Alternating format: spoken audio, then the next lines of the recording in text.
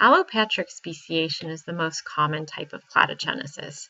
That is the pattern of formation of new species in which we see one ancestor species split into two or more species. And allopatric speciation, that term literally means separate land, is a kind of an interpretation of the word roots. And so this is tied to geographical separation. So you have an ancestor population that used to be together, and then they become geographically separated. So one population gets split in half by geography. So this happens from large geographic changes that happen slowly in particular. So for example, this might be a new mountain range that formed between the two populations. Or the example here is the Isthmus of Panama. So that used to be underwater. When it was underwater, then fish could swim across it, and so they were one population. But when the isthmus came up out of the water, so when it was no longer covered in water, then it cut off that population and it created two distinct populations. And so one ancestor species that used to be able to swim back and forth across here got split into two distinct populations that eventually gave rise to two distinct species on either side of the isthmus. So in that case, that was driven by, in the first two examples we looked at here, the mountain ranges and the isthmus, it's driven by changes in geology. It can also occur when the organisms themselves generate the split. So you have an ancestor population that has a small number of individuals split off of it, and maybe split off of it, and maybe split off of it.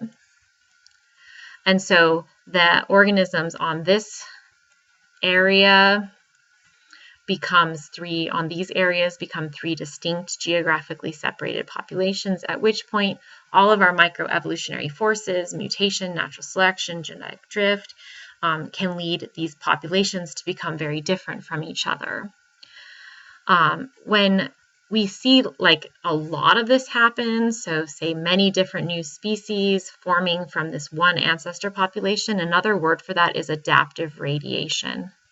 So again, that's when a single species evolves into many different descendants that differ greatly in their habitats and behaviors and appearance, right? So as you're looking at my drawing, hopefully you're seeing what kind of geography would promote adaptive radiation. And so this is really common with islands. So this is like your mainland, and out of your mainland population, you see allopatric speciation occurring on islands near that mainland. And so we've talked about the Darwin's finches, but another example is the Hawaiian Islands and honeycreepers. So the mainland was Asia in this case. They colonized the Hawaiian island chains, and so you get all these different types of honeycreepers on the different islands because they were geographically separated from each other and from the mainland, and that allowed for these genetic changes to accumulate that eventually caused distinct species. Another way to think or visualize allopatric speciation is to think about gene flow. So you have two groups of organisms, and we looked at this example before, right? So we had migration between the yellow deer population and the brown deer population, and they're able to pass through. So gene flow is occurring, and we talked about how over time this would make the two populations be really similar to each other, right? So we would have blue ones coming over here and red ones coming over here. So when we think about allopatric speciation, what we're saying is that gene flow becomes blocked.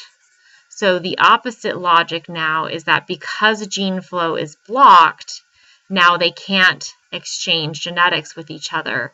And so when we block gene flow, they now become distinct populations. So migration and gene flow prevent speciation. Okay. If we have a barrier to gene flow and migration,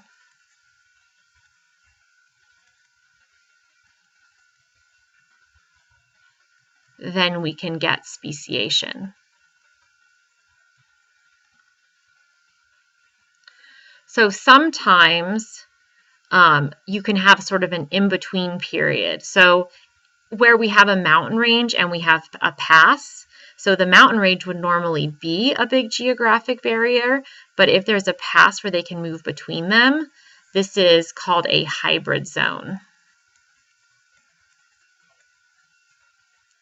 So it's an area where you do get some interbreeding because geographic separation is not complete. And again, a hybrid zone will limit speciation. Okay. So again, a little bit of a different way to think about speciation happening when it's caused by allopatric speciation.